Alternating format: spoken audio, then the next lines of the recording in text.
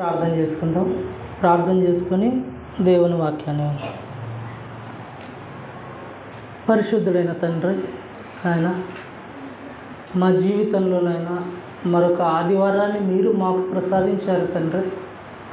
అందును బట్టి స్తోత్రములనైనా ప్రభు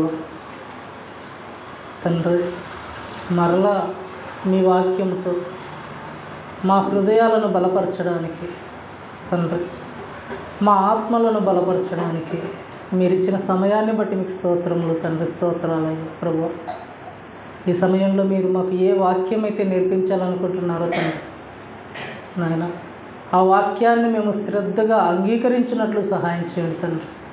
ప్రభు నాయన, మేము కేవలం నిమిత్త మాత్రులం ప్రభు. మీరే మాకు తోడుగా ఉండండి, మీరే మాతో మాట్లాడండి. మాకు కావలసిన ఆత్మీయ జ్ఞానాన్ని మాకు నేర్పమని, మమ్మల్ని నడిపించమని కోరుతూ ఈ సమయంలో సంఘం అంతటిని మీ చేతులకి అప్పగించుకుంటూ యేసుక్రీస్తు వారి పేరటి ప్రార్థన అడిగి వేడుకొనిచున్నాము తండ్రి. ఆమేన్. దేవుని సంగమా,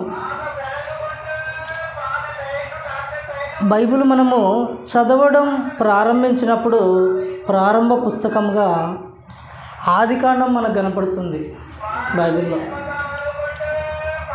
ఈ ఆదికాండంను రాసిన వ్యక్తి మోషే గారు. అప్పటికి మోషే గారు రాసే సమయానికి చదవటం వ్రాయటం వారికంటూ ఒక లిపి అప్పటికే ఉంది. ఈ మోషే గారు వ్రాయడం ప్రారంభిస్తూ ఇంతకీ ఏం చెప్పాలనుకున్నాడు ఆ రోజున్న ఆ సమాజానికి? నిజంగా ఈ రోజుల్లో నిజంగా ఈ ఆదికాండము రాయబడి ఇప్పటికీ ఇంచుమించు 1000 సంవత్సరాలు అవుతుంది. ఈరోజు మనం చదువుకుంటున్నాం, అర్థం చేసుకుంటున్నాం బైబిల్ని. కానీ ఆదికాండము రాసినప్పుడు మోషే గారు ఆ రోజున్న ఆ సమాజానికి ఏం చెప్పాలనుకున్నాడు? వాళ్ళకు ఏం అర్థం చేయించాలనుకున్నాడు? ఆయన మనసులో ఉన్న ఆలోచన, దేవుడు ఆయన ద్వారా ఆ తరానికి చెప్పాలనుకున్న విషయాలు ఏంటి అసలు? అప్పటికి గమనించినట్లయితే మోషే గారు రాసే సమయానికే ప్రజలు ఇతర దేవతల వైపు, దేవుడు వద్దన్నవి చేయడం ప్రారంభించారు. అప్పటికే లోకంలో వారు ఒక పేరు పెట్టుకున్నారు వాటికి, ఎలోహీం అని అప్పటికి. కానీ మోషే గారు వచ్చిన తర్వాత ఆయన హెబ్రూలో రాస్తూ యావే అని ప్రారంభిస్తాడు బైబిల్ రాయడం ప్రారంభిస్తూ. ఈ యెహోవా దేవుడు మీరు చెబుతున్న ఎలోహిం ఒక్కడే, ఆయనే సృష్టికర్త, ఆయనే సృష్టిని చేసినవాడు. ఆ ఎలోహిం, ఆ యెహోవా, ఈయనే ఈ సృష్టికర్తనని ప్రారంభిస్తూ రాయడం మొదలు పెడతాడు ఆయన ఆదికాండంను. అందుకే ఆదికాండము రాయడం ప్రారంభిస్తూ ఆయన అన్ని సృష్టి పుట్టుకను గురించి స్టార్ట్ చేస్తాడు. అందుకే చాలామంది కూడా ఏమంటారంటే ఈ ఆదికాండము ప్రారంభ అధ్యాయాలు, ఈ 3 అధ్యాయాలు కూడా ఇవి పుట్టుకను గురించిన లైన్స్ అని చెప్తారు. పుట్టుకలను గురించినవి, జన్మలను గురించినవి, సృష్టి కార్యక్రమాలను గురించిన లైన్స్ ఇవి. 1వ అధ్యాయం, 2వ అధ్యాయం, ఈ 3 అధ్యాయాలలో వీటిని గురించిన సందర్భాలు దేవుడు ముందుగా తెలియజేయాలనుకున్నాడు. ఎందుకంటే దేవుని గురించి చెప్పడానికి, పరిచయం చేయడానికి, దేవుడు ఎవరు అని చెప్పడానికి ముందుగా ఆయన చెప్పినది సృష్టికర్త, సృష్టిని చేసినవాడు అని చెప్పడం ప్రారంభించాడు.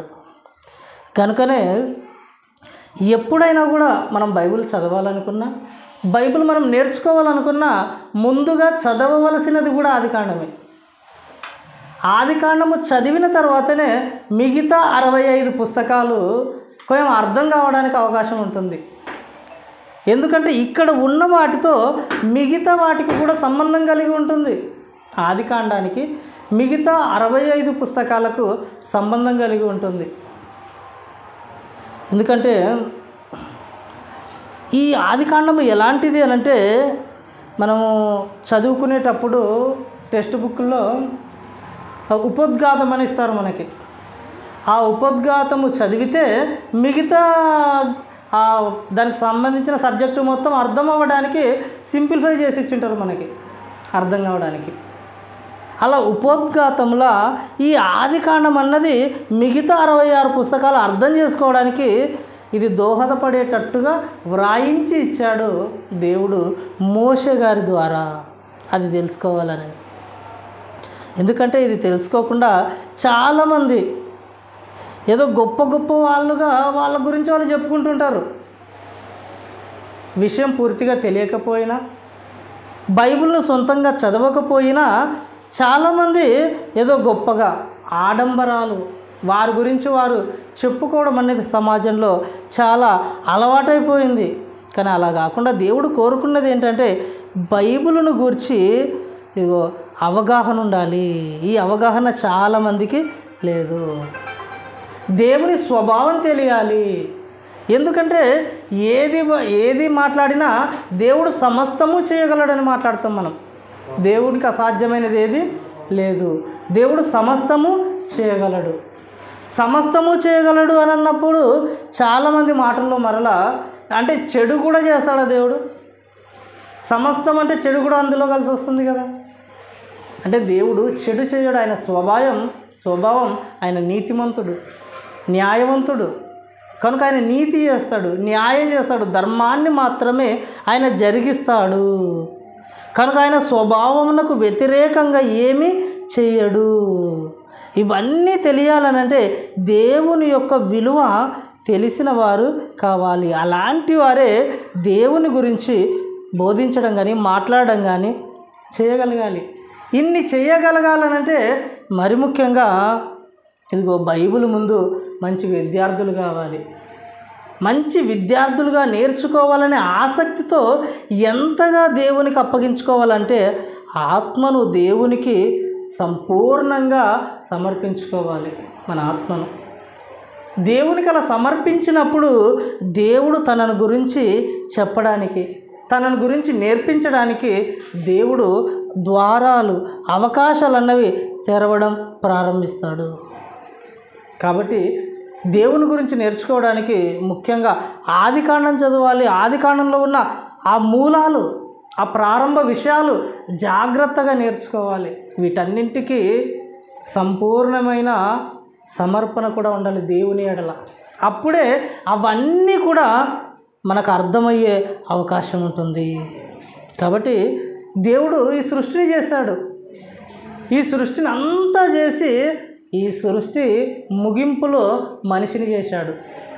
మనిషిని కూడా చేసిన తర్వాత దేవుడు ఆయన ద్వారా వ్రాయించాడు, దేవుడు చేసినది యావత్తును చాలా మంచిదిగా ఉండెను. సృష్టి మంచిదిగా ఉంది, జీవరాశులు మంచివిగా ఉన్నవి. అందులో దేవుని చేత చేయబడిన మనిషి కూడా చాలా మంచిగా ఉన్నాడు. అప్పటికి ఎంత మంచిగా ఉన్నాడంటే ఏం చెప్పగలం? అప్పుడు ఎవరైనా చెప్పగలరా? దేవుడు చేసినప్పుడు ఆ వచనం చూద్దాం ఒకసారి. ఆదికాండము 2వ అధ్యాయం 7వ వచనం మనకు బాగా తెలిసిన వచనము. ఆదికాండము 2వ అధ్యాయము 7వ వచనము. దేవుడైన యెహోవా నేల మంటితో నరుని నిర్మించి వాని నాసికా రంధ్రములలో జీవవాయువును ఊదగా నరుడు జీవాత్మాయను. దేవుడైన యెహోవా. చాలండి. అంటే 7వ వచనం మాత్రమే మానవ నిర్మాణాన్ని అక్కడ ఆలోచిస్తే దేవుడట నేల మంటితో నరుని నిర్మించి, అంటే మనకు తెలుసు ఈ శరీరాన్ని మంటితో నిర్మించి నాసిక రంధ్రములలో అన్నాడు. అంటే ఈ నాసికకున్న ఈ రంధ్రములలో జీవ వాయువును ఊదగా, వాయువు అంటే గాలి, జీవ వాయువును ఆ గాలిని ఊదగా నరుడు జీవాత్మాయను. సరే ఊహించుకోండి, ఆయన ఊదగానే జీవం కలిగిన ఆత్మ అయిపోయింది ఆ శరీరం, జీవాత్మాయను. అప్పుడు ఆ జీవాత్మ అయ్యాడు, లేచి నిలవబడ్డాడు, నడుస్తున్నాడు, మాట్లాడుచున్నాడు. అప్పుడు ఆ మనిషి స్వభావం, ఆ మనిషిలో ఉన్న మంచితనం, ఆ మనిషిలో ఉన్న ఆ పరిశుద్ధత ఎంత ఉంటుంది? అప్పుడు ఎంతటి పరిశుద్ధత ఉంటాడు అప్పుడు దేవుడు, ఆ మానవుడు, ఆదామనే ఆ వ్యక్తి? ఎందుకంటే దేవుడు చేసినప్పుడు ఉన్న ఆ స్వభావాన్ని గ్రహించవలసిన అవసరం ఈరోజు చాలా ఉంది. అది మానవుని ప్రారంభ స్వభావం. అది మానవుని పరిశుద్ధత ఎంత అనంటే దేవుడు చేసిన దానికి మనం నిర్ణయించగలమా పరిశుద్ధతను? అంతటి పరిశుద్ధతతో మానవుడు ఉన్నాడు ఆ రోజు. ఆ మానవుడు ఉన్నాడు. ఆ మానవుడిని తీసుకొచ్చాడు ఎక్కడికి? ఏదైనా వనంలోకి. లేచి నిలబడ్డాడు, మాట్లాడుతున్నాడు దేవుడితో. అప్పుడు ఇద్దరు మాట్లాడుకున్నారు, కొన్ని విషయాలు చెప్పాడు. ఏదైనా తోట వేశాను, అందులో ఒక చెట్టు వేశాను, అందులో మరొకటి మంచి చెడ్డల చెట్టు వేశాను, వాటిని తినకూడదని చెప్పి వాళ్ళిద్దరూ మాట్లాడుకున్నారు. మాట్లాడిన తర్వాత ఏదేను వనంలోనికి తీసుకొని వచ్చాడు. తీసుకొని వచ్చి అక్కడ నిలబెట్టాడు. ఇప్పుడు జీవరాశులు అన్నింటికీ పేరు పెట్టు అన్నాడు. ఆ వచనాన్ని చూడు ఒకసారి. దేవుడు ఆదాము గారి గురించి ఎలా ఆలోచించాడో మనం అక్కడ గ్రహిస్తే 19వ వచనం, 2వ అధ్యాయం 19వ వచనంలో, దేవుడైన యెహోవా ప్రతి భూజంతువును, ప్రతి ఆకాశ పక్షిని నేల నుండి నిర్మించి ఆదాము వాటికి ఏ పేరు పెట్టునో చూచుటకు అతని యొద్దకు వాటిని రప్పించెను. జీవము గల ప్రతి దానికి ఆదాము ఏ పేరు పెట్టెనో ఆ పేరు దానికి కలిగను. ఈ వచనంలో ఒక మాట బాగా మీరు గుర్తుపెట్టుకోండి. చూచుటకు అన్నాడు చూడు. వచనంలో ఉందా ఆ పదం? చూచుటకు. ఎవరు చూస్తారు? ఎవరు చూడాలనుకున్నారు అక్కడ? చూడు, ఎవరు చూడాలనుకున్నారు అక్కడ? దేవుడు. ఆదాము జీవరాశులకు పేరు పెడితే దేవుడట ఇదిగో ఆయన ముందుండి ఆదాము ఏమేం పేర్లు పెడతాడని ఆయన శ్రద్ధగా అలా చూస్తూ ఆనందించాలనుకున్నాడట. చూచుటకు, ఆయన చూడటానికే ఈ పని. ఆదాము గారు పేర్లు ఎందుకు పెట్టాలంటే దేవుడు చూడాలి. ఈయనను పేర్లు పెడుతుంటే ఆయన చేసిన ఆ సృష్టి నిర్మాణంలో నుండి వచ్చిన ఈయన ఈ జీవరాశులన్నింటికీ పేరు పెడుతుంటే నేను చూడాలి అనుకున్నాడు ఆయన. అప్పుడు చూడడం ప్రారంభించాడు. పెడుతున్నాడు. ఈయన కూడా పేర్లు చాలా చక్కగా పేర్లు పెడుతున్నాడు. ఎంతగా పెట్టాడనంటే, జీవము గల ప్రతి దానికి ఆదాము ఏ పేరు పెట్టెనో ఆ పేరు దానికి కలిగెను. అంటే ఒక పేరు సరిపోయేంత దాని కొరకు నిర్ణయించి పెట్టాడు ఆదాము గారు. తెలుసు కదా మనకి, ఏ దానికి సింహానికి సింహమే, పిల్లికి పిల్లే. సింహం పోలిన దాన్ని సింహము అని పెట్టలేదు ఆయన. అంటే దేనికి తగ్గ పేరు దానికి పెట్టాడు. ఎంత ఆనందం వేసిందంటే దేవునికి. సమర్థుడు నా బిడ్డ, సమర్థుడు. దేనికి ఏ పేరు ఇవ్వాలో ఆ పేరు ఇచ్చాడు. సమర్థుడు అనుకున్నాడు. పెట్టాడు పేరు. పెడుతున్నాడు. పేర్లు అన్నీ పెడుతున్నాడు. కొంచెం కాదు కదా, ఎన్ని జీవరాశులు మనకు తెలిసినవి అన్ని జీవరాశులకు పేర్లు పెడుతున్నాడు. పేర్లు పెడుతున్నాడు, పెట్టేస్తున్నాడు. అప్పుడు 20వ వచనంలో ఆయనకు వచ్చిన ఆలోచన, అప్పుడు ఆదాము సమస్త పశువులకును ఆకాశ పక్షులకును సమస్త భూజంతువులకును పేరులు పెట్టెను. అయినను ఆదామునకు సాటి అయిన సహాయము లేకపోయేను. దేవుడు కనిపించిందంట అప్పుడు. ఆ పేర్లన్నీ పెడుతుంటే ఒక్కడే కష్టపడుతున్నాడు. సాటిగా ఒకరుంటే బాగుంటుంది, సహాయంగా తోడుగా హెల్ప్ చేయడానికి ఒకరుంటే బాగుంటుంది. ఒక్కరు కాకుండా ఇద్దరు కలిసి చేస్తే ఇంకెంత బాగుంటుంది. అది చూసి ఆనందించాలనుకున్నాడు దేవుడు. దేవుడు ఆ రోజు అన్నీ మాట్లాడుతున్నాడు. అప్పుడు సహాయం చేయాలనుకున్నాడు. సహాయాన్ని మొదలుపెట్టాడు. 21వ వచనంలో, అప్పుడు దేవుడైన యెహోవా ఆదామునకు గాఢ నిద్ర కలుగజేసి అతడు నిద్రించినప్పుడు అతని ప్రక్కటెముకలలో ఒక దానిని తీసి ఆ చోటును మాంసంతో పూడ్చివేసెను. తరువాత దేవుడైన యెహోవా తాను ఆదాము నుండి తీసిన ప్రక్కటెముకను స్త్రీనిగా నిర్మించి ఆమెను ఆదాము నొద్దకు తీసుకొని వచ్చెను. సాటి అయిన సహాయం ఇవ్వాలనుకున్నాడు. దేవుడు మరలా ఎక్కడి నుండో తీసుకో అనడం లేదు, తనలో నుండి తీసి తనకే సహాయంగా చేయడానికి ఇచ్చాడు.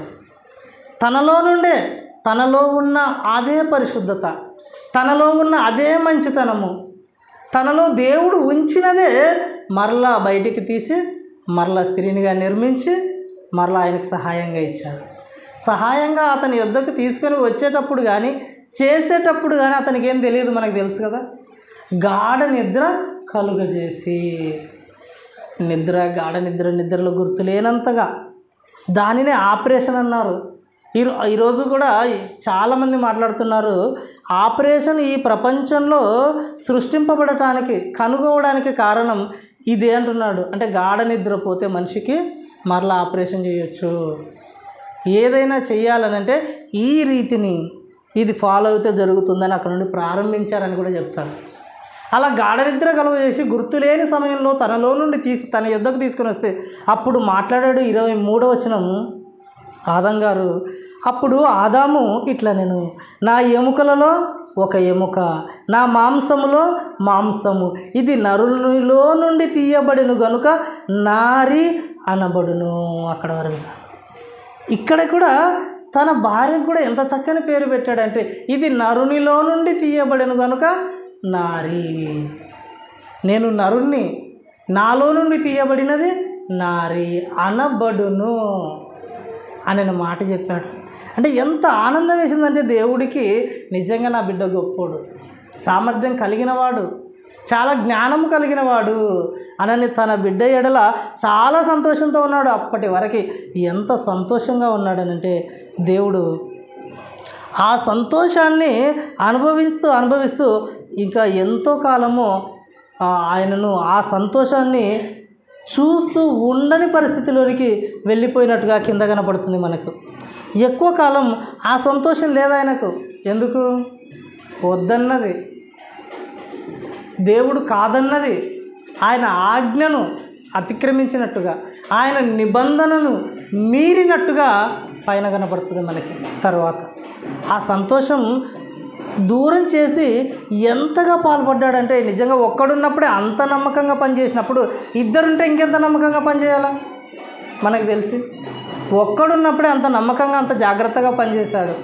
సహాయం వచ్చిందనుకో, హెల్పర్గా ఒకరిని పంపిస్తే, మేము పనిచేస్తున్నాం, మనం ఇప్పుడు ఒక్కరు పని చేస్తున్నప్పుడు ఒకరిని హెల్పర్గా మరొకరు తోడు పంపిస్తే ఇద్దరు కలిసి మరీ ఎక్కువ చేయాలి, మరీ ఎక్కువ సంతోషాన్ని దేవునికి ఇవ్వాలి. అది లేనట్టుగా చేసినట్టుగా కింద కనపడుతుంది. 3వ అధ్యాయం 8వ వచనంలో ఏం మాట్లాడుతున్నారో చూడండి. 3వ అధ్యాయం 8వ వచనం, చల్లపూటను ఆదాము అతని భార్యయు తోటలో సంచరించుచున్న వచనం, ఆదికాండం 3వ అధ్యాయం 8వ వచనం, చల్లపూటను ఆదామును అతని భార్యయు తోటలో సంచరించుచున్న దేవుడైన యెహోవా స్వరమును విని దేవుడైన యెహోవా ఎదుటికి రాకుండా తోట చెట్ల మధ్యను దాగుకొనగా. పరిస్థితి అర్థమవుతుంది కదా మనకి. దేవుడట ఇద్దరిని చేసిన తర్వాత, మొదటైతే ఆదాము ఒక్కనే చూసేవాడు, ఇద్దరిని చేసిన తర్వాత ఇక ఆయన దిగి రావడం ప్రారంభించాడు. ప్రతి చల్లపూట ఇద్దరిని చూడటం, వారితో మాట్లాడటం, వారితో సంభాషించటం, వారితో గడపటం, ఇది రోజు జరుగుతూ వస్తున్న ఆ కార్యక్రమంలో ఆ రోజు ఏం జరిగిందంటే, దేవుడైన యెహోవా స్వరము వినగానే యెహోవా ఎదుటికి రాకుండా తోట చెట్ల మధ్యను దాగుకొనగా. దేవుడు దాక్కోవడానికి చేశాడా వీళ్ళని? దాక్కోవాలి, తన నుండి దూరం అవ్వాలని చేశాడా? నిజంగా దేవుడు దూరం చేయలేదు. మేము దూరం అయిపోతామని దేవుని ఎదుట ఉండకుండా చాటుగా వెళ్ళిపోతున్నారు వీళ్ళు, దాక్కునే పరిస్థితికి వెళ్ళిపోతున్నారు వీళ్ళు. ఆదాము గారు, హవ్వ గారు, ఇద్దరు వ్యక్తులు. దేవుడిచ్చిన జీవితం ఎంత అందమైన జీవితం. దేవునితో ఉండటం ఎవరైనా ఉన్నారా? దేవుడు, ఆదాము, హవ్వ, ఇక ముగ్గురే ఈ లోకం, ముగ్గురే జీవితం. ఎంత బాగుంటుంది. ఆ జీవితంలో నుండి దాగుకునే పరిస్థితిలోనికి వెళ్ళిపోయాడు. దాక్కున్న తర్వాత దేవునికి ఇచ్చిన ఆ సమాధానాన్ని కూడా మనం ఆలోచిస్తే అక్కడ 12వ వచనంలో, అందుకు ఆదాము, నాతో నుండుటకు నీవు నాకిచ్చిన ఈ స్త్రీయే ఆ వృక్ష ఫలములు కొన్ని నాకు ఇయ్యగా నేను తింటిని అనెను. ఎంతగా మారిపోతున్నాడు అంటే, దేవుడు తోడుగా ఉండాలని ఇచ్చిన ఆ స్త్రీ నాకు ఇయ్యగా నేను తింటిని. తింటివా అంటే తింటిని ప్రభువా అని చెప్పాల్సింది పోయి, తప్పు చేసితివా అంటే చేశానని చెప్పడం పోయి, చేసి తిని కానీ నువ్వు ఇవ్వటం వల్ల చేసి తింటిని కానీ నువ్వు ఆ స్త్రీని చేయటం వల్ల ఇవ్వటం వల్ల తప్పు చేసి తిని అని అంటే, ఆదాము వారి ఆలోచన ఎలా మారిపోయిందంటే వక్రీకరించే విధంగా మారిపోయింది. ఆజ్ఞను అతిక్రమించిన తర్వాత పండు తినడం, ఆజ్ఞను అతిక్రమించడం, నిబంధనను మీరటం, దేవుని మాట వినకపోవటం, వీటి వలన ఒక అబద్ధం అన్నది అతనిలో ప్రవేశించింది. ఆ రోజు నుండి అబద్ధం ఆడటం మొదలుపెట్టాడు. ఇక ఎంతగా మాట చెప్పాలి? తింటివా, తింటిని. తప్పు చేస్తేవా, చేస్తేని. ఇక మీదట చెయ్యను. పశ్చాత్తాపం. ఇంత ఈజీగా అయిపోయేదానికి తిరుగుబాటు చేసినట్టుగా అక్కడ కనబడుతుంది. అప్పటికి అతని మనసులో ఏమున్నది యోబు గారు మాట్లాడతారు. ఆదాము గారు ఈ మాట చెప్పేటప్పుడు ఆదాము గారి మనసులో ఏముందో యోబు గారు చెబుతూ, యోబు గ్రంథం 31వ అధ్యాయము, యోబు గ్రంథము 31వ అధ్యాయము 33వ వచనాన్ని ఒకసారి చూడండి. యోబు గ్రంథము 31వ అధ్యాయము 33వ వచనము, ఆదాము చేసినట్లు నా దోషములను దాచిపెట్టుకొని మహాసమూహమునకు భయపడి కుటుంబముల తిరస్కారమునకు జడిసియు నేను మౌనముగా నుండి ద్వారము దాటి బయలు వెళ్ళక రొమ్ములో నా పాపమును కప్పుకొనిన ఎడల పరముననున్న దేవుని దృష్టికి నేను వేషధారినవుతును. ఏమంటున్నాడు? అప్పటికి యోబు గారిని నిందిస్తున్నారు. అప్పుడు యోబు గారు నోరు తెరిచి మాట్లాడుతున్నాడు. యోబుకు వచ్చిన కష్టాలు మనకు తెలుసు కదా. యోబుకు వచ్చిన పరిస్థితి, చనిపోయిన ఆయన పిల్లలు, పోయిన ఆయన భూములు, ఆయన ఆస్తి, పోయిన తన కుమారులు, కుమార్తెలు, ఒంటెలు, గాడిదలు, ఎడ్లు, ఆయన సమస్త ఆస్తి అంతా పోయింది. ఇంత పోయిందంటే ఆదాములా నువ్వేం తప్పు చేశావు అని నిందించడం మొదలుపెట్టారు. అప్పుడు యోబు గారు తన నోరు తెరిచి మాట్లాడుతున్నాడు. ఆదాము చేసినట్లు, ఆదాము ఏం చేశాడు? తన దోషములను దాచిపెట్టుకున్నాడు. ఆదాము తన దోషములను ఒప్పుకున్నవాడు కాదు, చెప్పినవాడు కాదు. ఆయన తన దోషములను దాచిపెట్టుకున్నాడు. కానీ నేనైతే మహాసమూహమునకు భయపడియు కుటుంబముల తిరస్కారమునకు జడియకయు నేను మౌనముగా నుండి ద్వారము దాటి బయలు వెళ్ళక రొమ్ములో నా పాపమును కప్పుకొనిన ఎడల పరముననున్న దేవుని దృష్టికి నేను వేషధారినవుదును. ఒకవేళ అలాగే నేను రొమ్ములో నేను కానీ పాపం దాచిపెట్టుకుని ఉంటే నేను వేషధారినవుతాను. కానీ నేను అలా లేను. అలా నేను గడప దాటలేదు, తిరస్కారం చేయలేదు, నేను జడియలేదు, యథార్థంగా ఉన్నాను, ఏ పాపము చేయకుండా నేను ఉన్నాను. ఆదాము గారు అయితే ఆ రోజు అలా చేశారు. నేను అలా చేయలేదనని యోబు గారు తన యథార్థతను చాటుకుంటున్నాడు. తన నీతిని, తన మంచితనమును, తన భయభక్తులను యోబు గారు చాటుకుంటున్నారు. కానీ పాపం విషయంలో మాత్రం ఆదాము గారిని ఆయన మాట్లాడుతూ, ఆయన చూపిస్తూ, ఆయనైతే దోషములను దాచిపెట్టుకున్నాడు, వేషధారిగా ఉన్నాడు, రొమ్ములో పాపమును కప్పుకున్నాడు ఆయన ఆదాము గారు. అంటే ఆదాము గారి పరిస్థితి అప్పుడు ఎలా ఉందంటే, కప్పుకున్నాడు. తెలుసు నేను తప్పు చేస్తున్నానని, నేను తప్పు చేశానని తెలుసు. హృదయంలో ఆ పాపం అతనిని ప్రేరేపిస్తుంది. ఎందుకంటే మనస్సాక్షి అందరికీ ఉంటుంది. ఆదాము గారికి కూడా అది చాలా స్పష్టంగా ఉంది. ఆదాము గారి మనస్సాక్షి చెబుతున్నప్పటికీ ఆ మనస్సాక్షిని కప్పుకొని తనలో ఉన్న పాపాన్ని ఒప్పుకోక దాన్ని దాచిపెట్టుకొని వేషధారి వలె నటించడం మొదలుపెట్టాడు. ఆ రోజు ఆ పూటకి ఆదాము గారు, అది ఆదాము గారు చేసిన పొరపాటు, అది తప్పు అంటున్నాడు ఆయన. ఆ తప్పు ఎలాంటి పరిస్థితిని తీసుకొని వచ్చిందనంటే, ఆ తప్పు ఎంత ప్రమాదకరంగా మారిపోయిందని చెప్తున్నాడంటే హోషే గారు మాట్లాడతారు తన గ్రంథంలో. హోషే గ్రంథం 6వ అధ్యాయం 7వ వచనం. హోషే గ్రంథం 6వ అధ్యాయం 7వ వచనం. ఆదాము నిబంధన మీరినట్లు వారు నా ఎడల విశ్వాసఘాతకులై నా నిబంధనను మీరి ఉన్నారు. గిలాదు పాపాత్ముల పట్టణమాయను, అందులో నరహంతకుల అడుగు జాడలు కనబడుచున్నవి. బందిపోటు దొంగలు పొంచియుండునట్లు యాజకులు పొంచియుండి షెకెము మార్గంలో నరహత్య చేసెదరు. వారు ఘోరమైన కాముకత్వము జరిగించువారై ఉన్నారు. ఇక్కడ జరుగుతున్న సందర్భం ఏంటంటే, ఇదిగో గిలాదు పట్టణం చెడిపోయింది, పాపములో మునిగిపోయింది. ఆ ప్రాంత ప్రజలు ఒకవైపు కామంతో, మరొక వైపు నరహత్యలతో పాడైపోయారు అనని ఆ ప్రాంతాన్ని గురించి చెబుతూ దేవుడు ఆదాము గారిని జ్ఞాపకం చేసుకుంటున్నాడు, ఆదాము గారిని గుర్తు చేస్తున్నాడు. ఇదిగో అదే 7వ వచనం. ఆదాము నిబంధన మీరినట్లు, ఆదాము నిబంధన మీరాడు.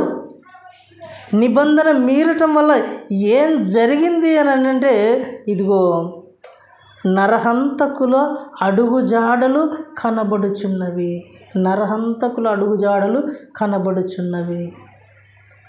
నిబంధన మీరిన తర్వాత, హృదయంలో పాపము దాచుకున్న తర్వాత నరహంతకులు అన్నవారు బయలుదేరారు. హృదయంలో దాచుకున్నవాడే, ఆ రొమ్ములో పాపాన్ని కప్పుకున్నవాడే వీటన్నిటికీ తెగిస్తాడు అనని జరుగుతున్న పాపాలన్నీ చూపిస్తున్నాడు. ఈ పాపాలకు ప్రారంభం అక్కడ ఆదాము దగ్గర జరిగింది అంటున్నాడు. ఈ పాపాల ప్రారంభం అక్కడ జరిగింది, కొనసాగింపు మాత్రం ఇలా ప్రతి తరంలో జరుగుతూనే వస్తుంది. ఆయన నిబంధనను మీరాడు నిబంధన.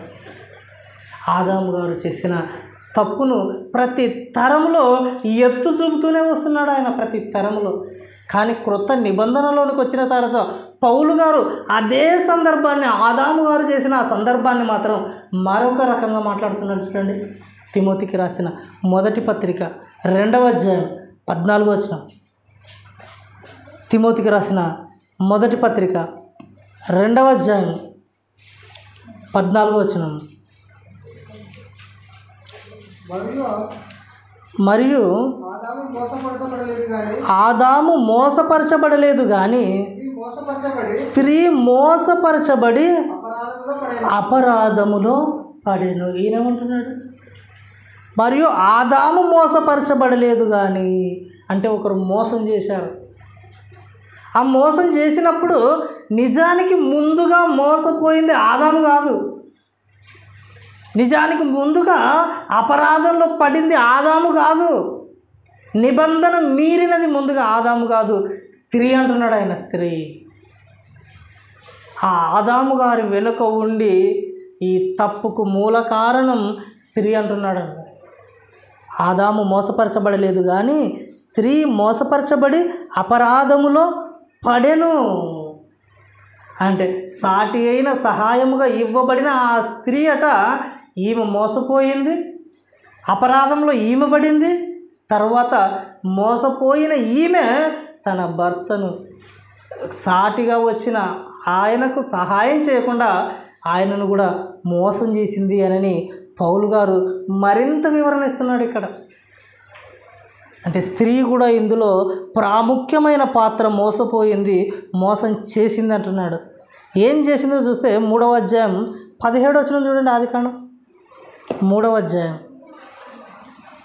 17వ వచనం.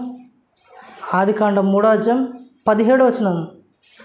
ఆయన అంటే దేవుడు ఆదాముతో నీవు నీ భార్య మాట విని తినవద్దని నేను నీకు ఆజ్ఞాపించిన వృక్ష ఫలములు తింటివి గనుక నీ నిమిత్తము నేల శపింపబడి ఉన్నది.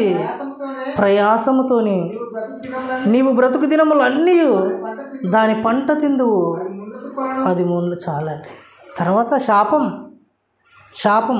కానీ ప్రాబ్లం ఎక్కడైందంటే ఆయన అంటున్నాడు, ఇదిగో నీవు నీ భార్య మాట విని, అంటే దేవుని మాటను కాదని భార్య మాటను తీసుకున్నావు నువ్వు. నేను తినవద్దన్నాను, నీ భార్య తిను అని చెప్పింది. ఇదిగో నీవు నీ భార్య మాట విని నేను తినవద్దని నీకు ఆజ్ఞాపించిన ఆ వృక్ష ఫలములు తింటివి గనుక. అంటే మాట ఎంత ప్రమాదం జరిగింది చూడు. దేవుని మాటను కాదనిపించింది మానవ మాట. అర్థం చేసుకోండి, భార్య భర్తలు ఎప్పుడైనా ఆలోచించుకునేటప్పుడు అది దేవుని మాట కాదని మంచి తీర్మానానికి రావాలి. ఆ రోజు తప్పు చేసిన వాళ్ళు ఉన్నారు. ఆ రోజు తప్పు చేసి ఆ రోజు పేతురు గారికి పరిశుద్ధాత్మ దేవునికి వ్యతిరేకంగా మాట్లాడి అప్పటికప్పుడే చనిపోయి తీసుకొని వెళ్ళి పాతిపెట్టే పరిస్థితి తెచ్చుకున్నారు ప్రారంభ సంఘములోని ఒక భార్యాభర్తలు. వారి పేరేం పేరు? అననీయ సప్పిరా. గుర్తుందా వాళ్ళ జీవితం? ప్రారంభ సంఘంలో దేవుని మాటకు ఆత్మకు వ్యతిరేకంగా మాట్లాడి ఏది మాట్లాడినా ఏది మనం చేయాలనుకున్నా అది దేవుని మాట ప్రకారంగా దేవుని నిబంధన ప్రకారంగా మనం అనుసరిస్తున్నామా లేదని ఈ నిర్ణయం చాలా ప్రాముఖ్యమైనది. అది నిన్ను నిలబెడుతుంది, నిన్ను బ్రతికిస్తుంది, నిన్ను కాపాడుతుంది, నీకు మేలు చేస్తుంది. నీ తరములు పిల్లలు సుఖంగా ఉండటానికి ఉపయోగపడుతుంది దేవుని మాట, దేవుని నిబంధన, దేవుని ఆజ్ఞ. దాన్ని అతిక్రమించడం వల్ల ఎంత ప్రమాదం జరిగిందనంటే ఆ అతిక్రమించడం వల్ల చాలా ప్రమాదాన్ని తెచ్చుకున్నారు వాళ్ళు. ఎంతటి ప్రమాదం అని అంటే ఆ రోజు వాళ్ళకి చావు వచ్చేసింది. దేవుడికి ఎంత బాధ ఉంటుంది. కొద్ది కాలం సంతోషపడ్డాడు ఏదైనా వనంలో. ఆ పరిశుద్ధమైన మనిషిని, ఆ పరిశుద్ధ జీవరాశులకు పేర్లు పెడుతుంటే చూసి సంతోషపడ్డాడు. ఇద్దరుంటే ఇంకా బాగుంటుంది కదా, ఇద్దరు కలిసి మరి ఎక్కువగా చేస్తారు కదా అనుకున్నాడు. కానీ ఉండలేదు ఆ సంతోషం ఎక్కువ. తిరుగుబాటు చేశారు, కప్పుకున్నారు తప్పును, వెళ్ళిపోయారు. వెళ్ళిపోవటానికి ముందు దేవుడు అప్పటికి వారి మీద ఎంత ప్రేమ చూపిస్తున్నాడంటే 21వ వచనం చూడండి, 3వ అధ్యాయం ఆదికాండం 21వ వచనంలో దేవుడైన యెహోవా ఆదామునకును అతని భార్యకును చర్మపు చొక్కాయిలను చేయించి వారికి తొడిగించను. చాలు. అప్పుడు వెళ్ళిపోయే పరిస్థితి, ఇక గెంటిపోయిపోయే పరిస్థితి. ఎందుకంటే దేవుని సన్నిధిలో పాపానికి చోటు లేదు. దేవుడు ఉండే చోట పరిశుద్ధులు మాత్రమే ఉంటారు, పరిశుద్ధులకు పాపులకు అక్కడ చోటు లేనే లేదు. కనుక వారు పాపం చేసినా తప్పు చేసినా అప్పటికి వారి మీద ప్రేమతో చర్మపు చొక్కాయిలను కుట్టించి వారికి తొడిగించి వారికి మేలు చేసి పంపిస్తున్నాడు ఆయన. మీరు బాగుండాలి, మీరు బాగుండాలి, మీరు బాగుండాలి, మీకు మరల రక్షణ వస్తుందనని అక్కడే చెప్పి అక్కడి నుండి ఇక తప్పు చేశారు, నిబంధన మీరారు కనుకనని అక్కడి నుండి పంపించినట్టుగా కనబడుతుంది.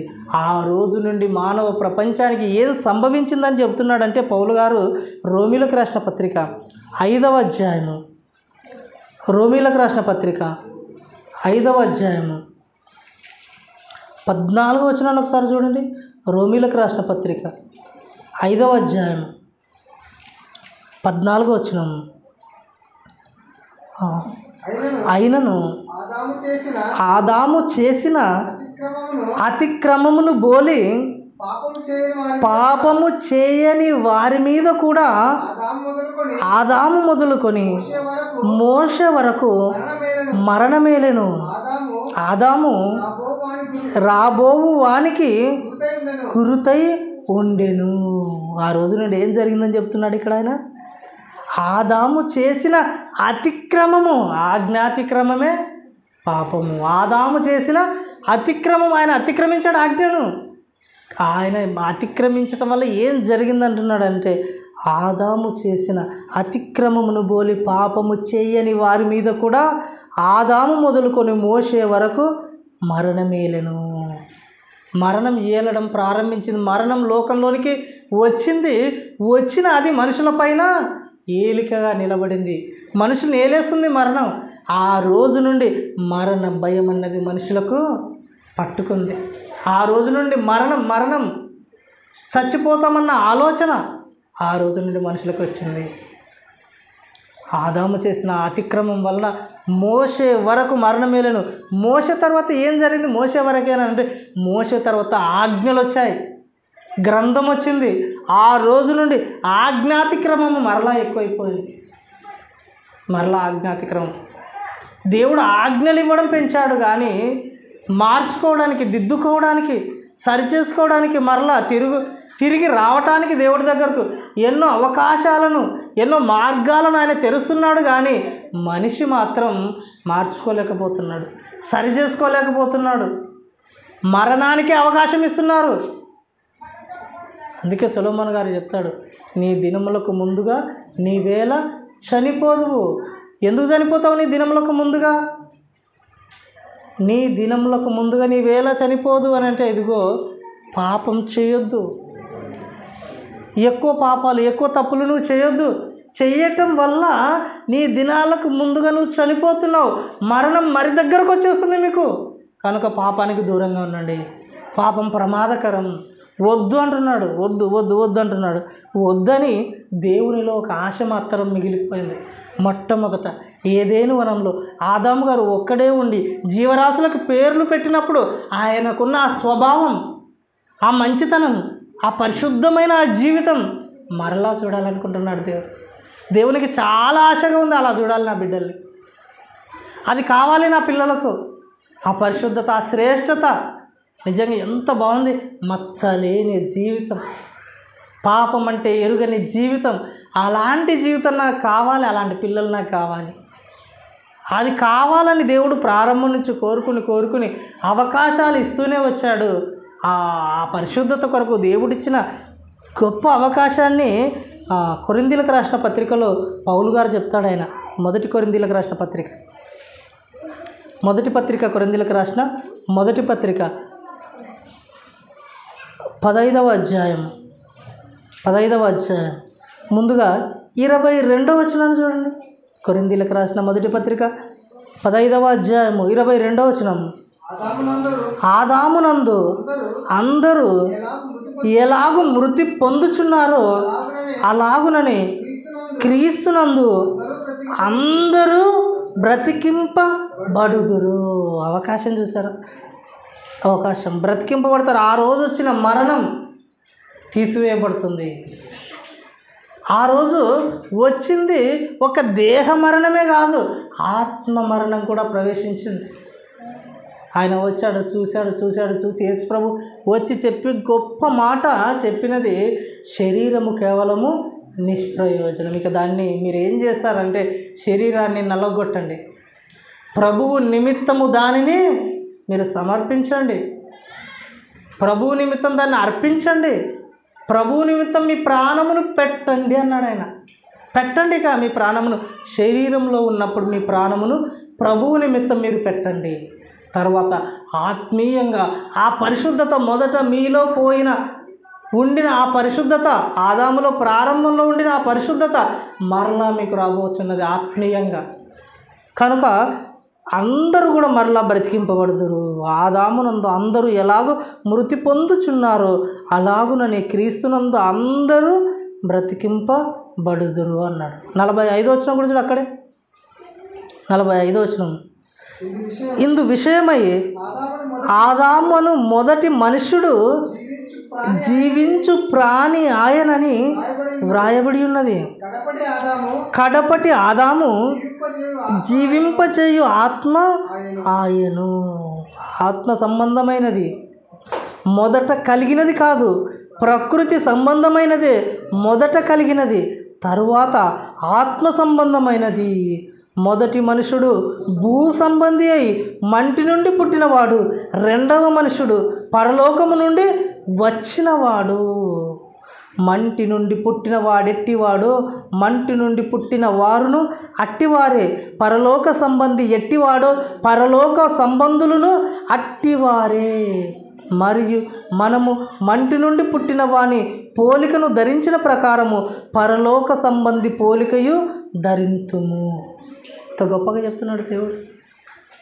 మొట్టమొదటి మనిషి జీవించు ప్రాణి ఆయను. జీవించే ప్రాణం వచ్చింది మొదటి మనిషికి అయితే. కానీ ఆ రెండవ మనిషి ద్వారా వచ్చినది ఏంటంటే కడపటి ఆదాము జీవింపచేయు ఆత్మ ఆయను. అది ఆత్మ సంబంధమైనది. జీవింపచేయు ఆత్మ ఆయను. అది మట్టి నుండి వచ్చినది. ఇది ఆత్మ సంబంధమైనది. ఇది ప్రకృతి సంబంధమైనది. ఇది ఆత్మ సంబంధమైనది. ఇది భూ సంబంధమైనది. ఇది పరలోక సంబంధమైనది. రెండింటి మధ్య ఉన్న వ్యత్యాసాన్ని చెబుతున్నాడు ఆయన. మీరు మట్టి నుండి పుట్టినవారా లేక పరలోకం నుండి వచ్చిన వారిని పోలినవారా? రెండు వ్యత్యాసాలు చెప్తున్నాడు. మట్టి నుండి పుట్టిన వాడిని మీరు ధరించుకొని ఉన్నారా? ఇప్పటికీ ధరించుకొని ఉంటే దానిని మీరు విడిచిపెట్టండి. పరలోక సంబంధిని, పరలోకం నుండి వచ్చిన వాణిని మీరు ఆయన పోలికను ధరించండి అని చెప్తున్నాడు చూడు ఆయన 49వ వచనంలో. మరియు మనము మట్టి నుండి పుట్టిన వాని పోలికను ధరించిన ప్రకారము పరలోక సంబంధి పోలికయు ధరింతుము. ధరింతుము ధరింతుము. ఆ శక్తి మనకుంది. మీరు ధరించండి, ముందుకు రండి, అడుగులు వేయండి.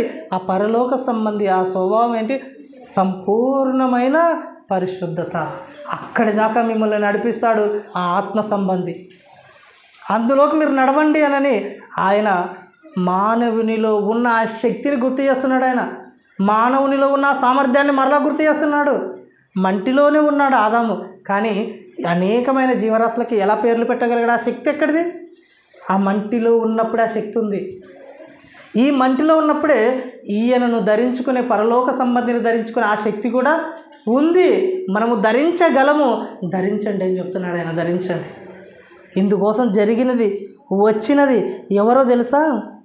ఎవరు వచ్చారని చెప్తున్నాడు అని అంటే ఆయన యూదా పత్రిక 1వ అధ్యాయం 14వ వచనం నుండి చూడండి. యూదా పత్రిక 1వ అధ్యాయం 14వ వచనం నుండి.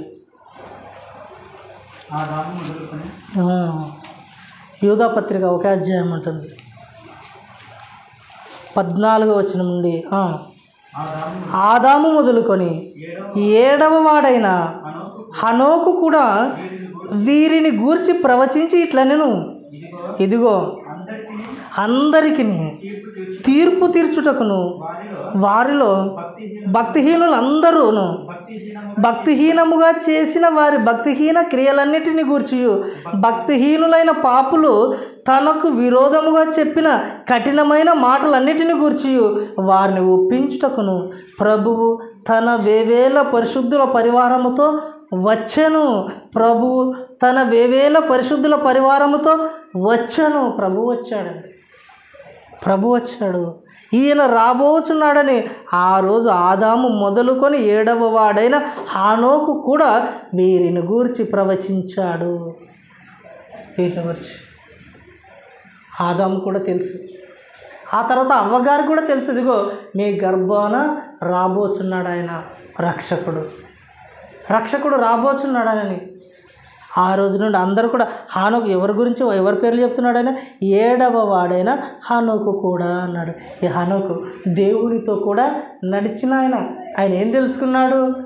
వేవేల పరిశుద్ధుల పరివారముతో ప్రభువు వచ్చుచున్నాడు, వచ్చెను, రాబోతున్నాడు ఆయన అని ఈ సంగతులను ఆ రోజు వీరందరూ కూడా ప్రకటిస్తున్నారు, చెబుతున్నారు. ఆ పరిశుద్ధుడు వచ్చాడు పరలోకం నుండి వచ్చినవాడు. ఆయనను పుట్టినవాడు అనడం కంటే కూడా వచ్చినవాడు అనడంలోనే గొప్ప అర్థం ఉంది. ఆయన వచ్చినవాడు దేవుడైన ఆయన వచ్చాడు. ఆయన అలా వచ్చాడు.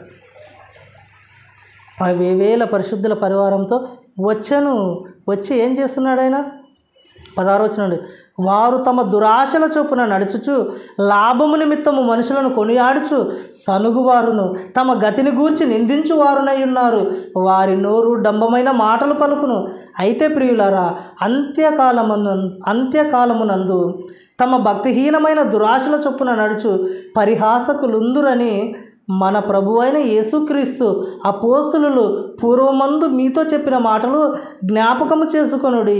అట్టి వారు ప్రకృతి సంబంధులను ఆత్మలేని వారునై ఉండి భేదములు కలుగజేయుచున్నారు. ప్రియులారా, మీరు విశ్వసించు అతి పరిశుద్ధమైన దాని మీద మిమ్మును మీరు కట్టుకొనుచు పరిశుద్ధాత్మలో ప్రార్థన చేయుచు నిత్య జీవార్థమైన మన ప్రభువగు యేసుక్రీస్తు కనికరము కొరకు కనిపెట్టుచు దేవుని ప్రేమలో నిలిచినట్లు కాచుకొని ఉండుడి.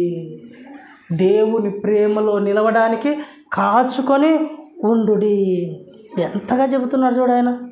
ఇదిగో, ప్రకృతి సంబంధులు, వారు ఆత్మ లేనివారు. ప్రకృతి సంబంధులు ఉన్నారు, ఆత్మ లేనివారు.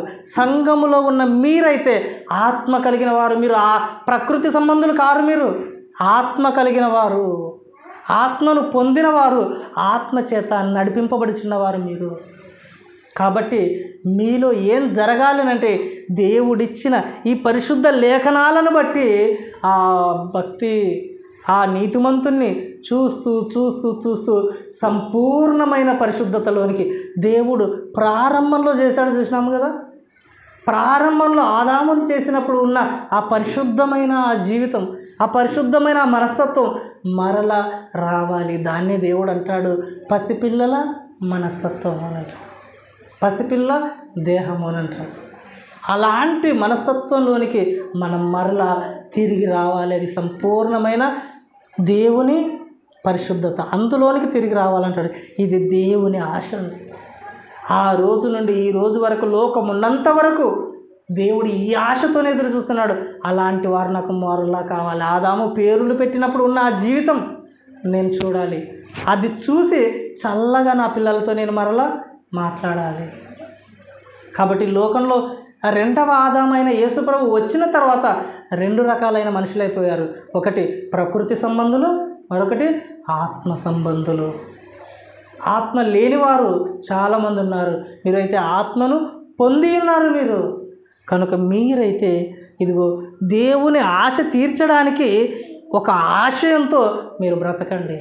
ఇది మన ఆశయమై ఉండాలి, ఇది మన ఆశయమై ఉండాలి. ఇందుకొరకు నేను ఈ సబ్జెక్టు తీసినప్పుడు దీనికి పేరు ఏం రాయాలా, ఏం ఇవ్వాలని ఆలోచించి ఆ దేవుని ప్రేరణతో నేను ఏమనుకున్నానంటే చివరికి దేవుని ఆశ, మనిషి ఆశయం ఇదేనా? దేవుని ఆశ, మనిషి ఆశయం ఇదేనా? దేవుని ఆశ అది, మనిషి ఆశయం మాత్రం ఇదే. దేవుడు అనుకున్నది అయి ఉండాలి. కాబట్టి ఆ ఆశను, దేవుని ఆశను మరలా మనం సంతోష పెట్టాలంటే, ఎందుకంటే ఇక్కడ ఒక మాట గుర్తు చేయాలి, మీకు బాగా గుర్తు చేయాలి. మనం ఎప్పుడు వింటుంటాం, నరకం తప్పించుకోవాలి, పరలోకం పోవాలి. ఇవన్నీ కూడా నిజానికి ఆలోచించినప్పుడు చిన్న చిన్న విషయాలే. ఎప్పుడు నరకం తప్పించుకోవాలి, పరలోకం పోవాలని ఈ విషయాలు కూడా చిన్నవే. ఎప్పుడు అర్థమైనప్పుడు ఆ దేవుని ఎదుట ఆ మనస్సుతో మొదట ఆదాము గారు ఉన్నాడు చూడు, జీవరాశులకు పేరు పెడుతూ, లేదంటే దేవుడు నిర్మించి నిలవబెట్టి దేవుడు మొట్టమొదట మాట్లాడేటప్పుడు ఆదాము గారు ఉన్నారు చూడు, అలా నేను నిలబడాలి, అలా దేవుని ఎదుట నిలబడాలి. అది మన ఆశయమై ఉండాలి. అందుకొరకే మనం బతకాలి. మన బ్రతుకు అందుకే ఉండాలి. ఏదో పరలోకం తప్పించుకోవాలి, నరకం పరలోకం వెళ్ళాలి, నరకం తప్పించుకోవాలి, ఇవన్నీ చిన్న చిన్నవి. దేవుడు నన్ను చూసి సంతోషించాలి, నేను అలా నిలబడాలి. దేవుని ఎదుట ఎలా నిలబడాలి? మొట్టమొదట మనిషిని చేయగానే నిలబడ్డాడు చూడు పరిశుద్ధంగా, అలా నిలబడాలి నేను. ఇది నా ఆశయం. మిగతావి మరి నరకం తప్పించుకోవాలంటే ఇవన్నీ కూడా తప్పించుకోవాలి. పరలోకం వెళ్ళాలంటే వెళ్ళాలి. దేవుని ఎదుట ఉండటం చాలా గొప్ప సంగతి, అది చాలా గొప్పది. అది అందుకొరకు ఇది మన ఆశయంతో ఎన్ని మాటలు ఉంటుంది. ఇది నా లక్ష్యం, నా గురి, ఇది నా గమ్యం, ఇది నా ధ్యేయం, ఇది నా విజయం. ఇవన్నీ సాధించాలి అంటే ఇదిగో దేవుని ఆశను నెరవేర్చాలి. ఇందుకొరకే మనము జీవించాలి. దేవుడు తన వాక్యం నన్ను అందరి హృదయాల్లో నిజంగా సంపూర్ణంగా నూరంతలుగా ఫలింపజేయునుగాక. ఆమేన్.